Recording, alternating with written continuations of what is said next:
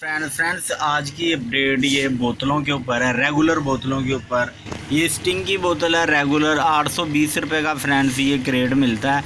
और इसमें 24, एक क्रेड में 24 बोतलें होती हैं, ठीक है। और ये देख सकते हैं आप, स्टिंग की बोतल रखी हुई है। 820 को अगर हम तकसीम करें 24 से तो 34 कुछ पैसे की ये बोतल पड़ती है। और 40 रुपये की लोग सेल कर रहे हैं, 45 रुपये की भी लोग सेल कर रहे हैं। तो बाकी ऊपर बात करें कोक की, ये स्टिंग है, स्टिंग के नीचे ये कोक नज़र आ रही है, अंधेरे में रखी नीचे हैं। ये साइड पे करता हूँ मैं बोतलें, ये कोक पड़ी है, ठीक है।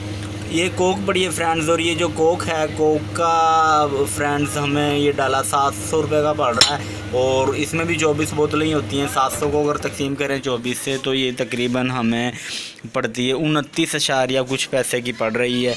और 35 रुपये की सेल हो रही है।